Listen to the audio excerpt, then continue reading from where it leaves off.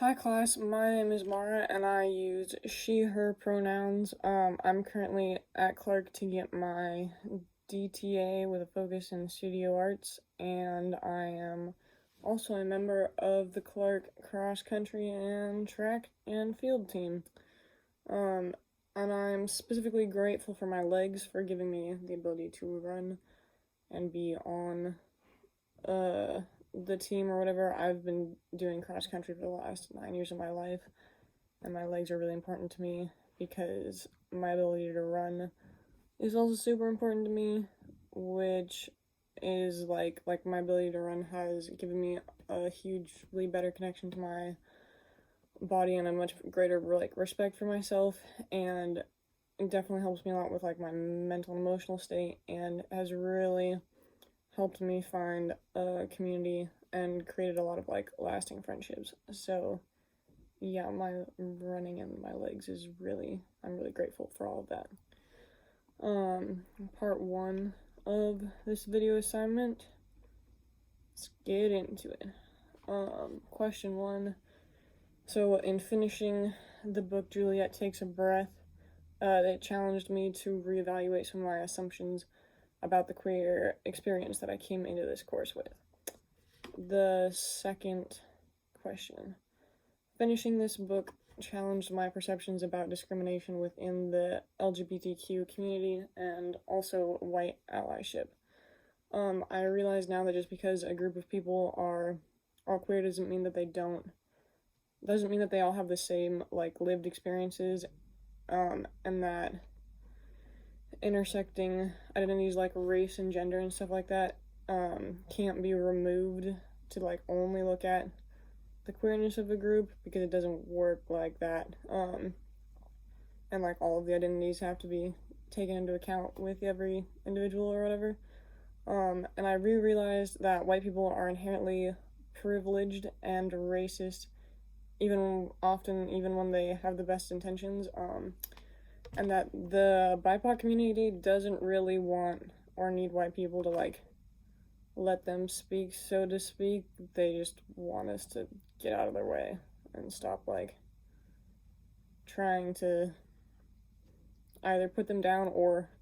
trying to be like, oh my gosh, look how great we white people are for letting not white people speak about something. For the third question, finishing this book inspired me to read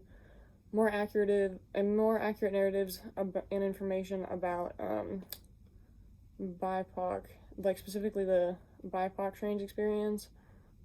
because there's a discussion of like trans people at one point in my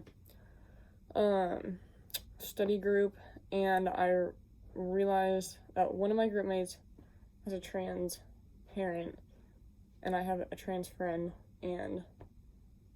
the way and I realized that like the only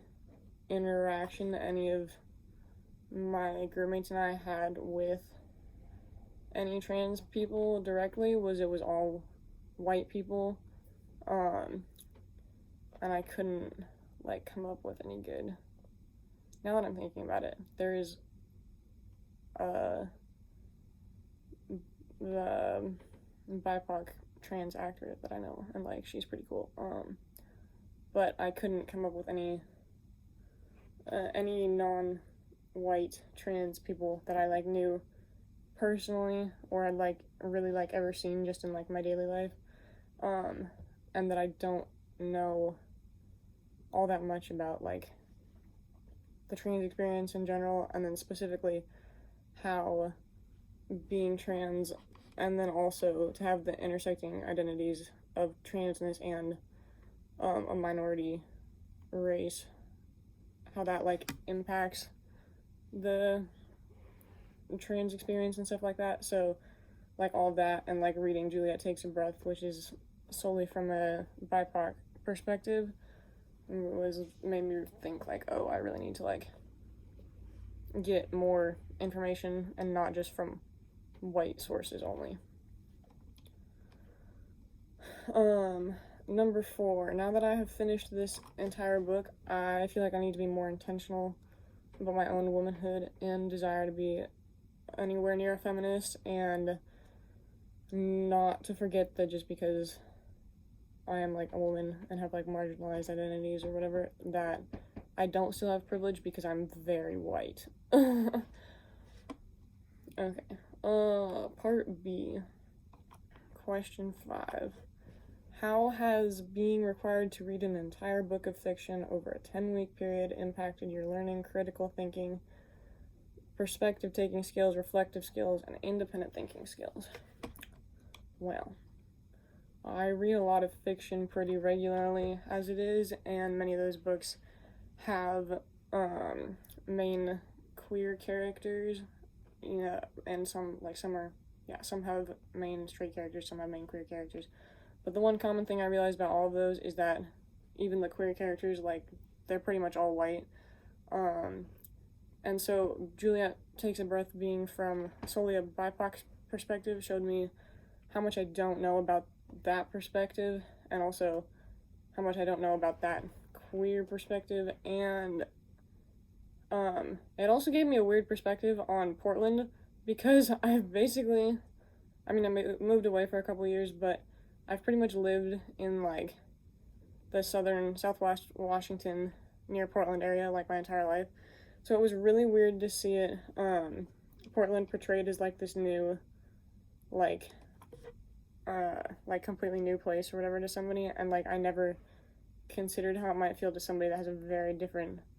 lived experience to me. Like Juliet was always talking about Portland being like so like hippies and fairies and magic and all that stuff, and I was just like, it's just Portland, like it's not that crazy. So it was very interesting to see that take on the city, and then the fact that this book is realistic fiction instead of fantasy fiction that I tend to read, I think really forced me to dust off like the reflective skills, because like if it was in a fantasy world or whatever, it'd be like, oh great, but like this is all fantasy, like it's not real, so what does that mean? Like it's easier to like detach it from your regular life. But when it's a story portrayed in like a city that like I literally go to or I've been to several times, and is much more like realistic, obviously, since it's realistic fiction, that like really made me have to like think about how this actually applies to my life, and like reflect on how even though the book is set in 2003, I believe it is, it is still like super applicable to discussions around queer and BIPOC communities today.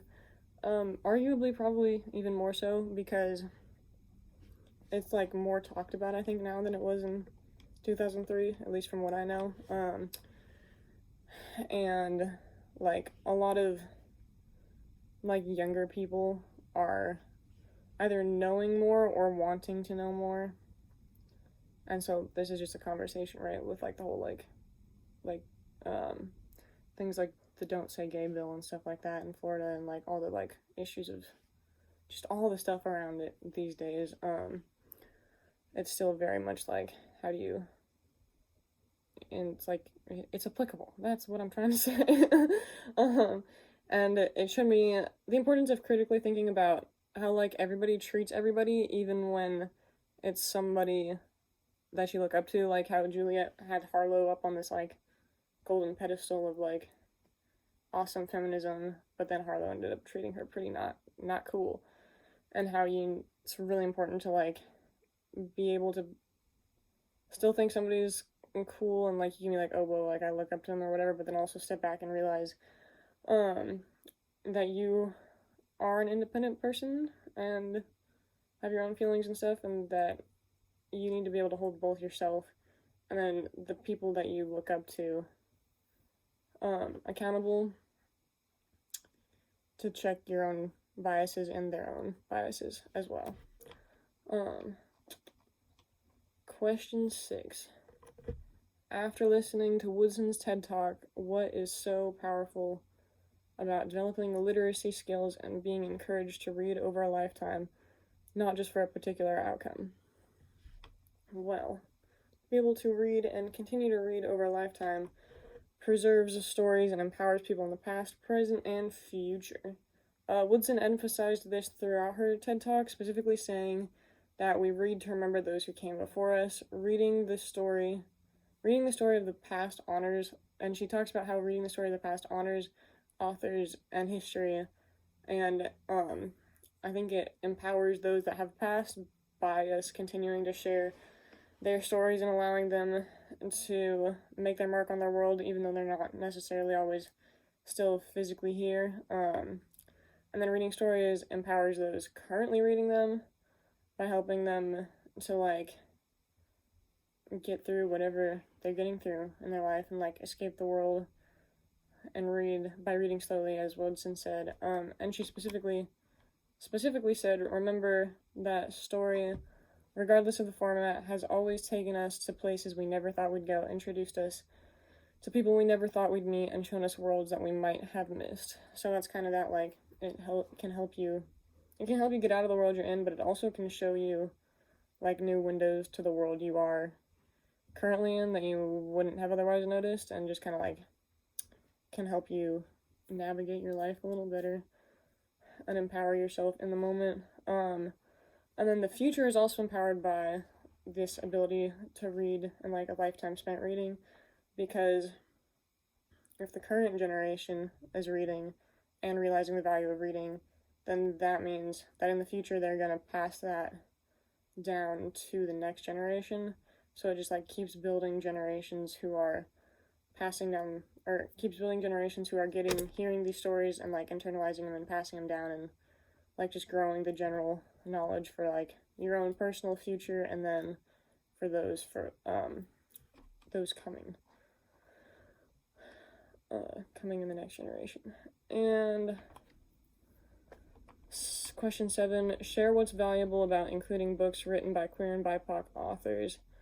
that focus on queer and BIPOC narratives, knowledge, and perspectives in a Women's Studies 101 college level course. Okay. This is valuable because it forces people to experience the world from a perspective that may not be their own, as well as giving the queer and BIPOC communities representation, and, like, allowing students that do identify with those communities to feel like they're being seen and heard in the educational establishment, and know that, like, their knowledge is also being shared and taught and matters. And it can also show people things that they should or should not do in certain situations, and can call people out to check their behaviors by calling out characters that, like, look similar or, like, represent them in some way. So, like, Harlow being a good example of this, and Juliet Takes a Breath. She gets called out at the end for her racism, privilege, and white overreach, and, like, the harm that does to, like, Juliet. And then it's also just generally a good reminder for everyone that diversity is important, and that not everyone has the same lived experience, and that it's important to, like, recognize and respect other people's lived experiences and to not assume or stereotype them.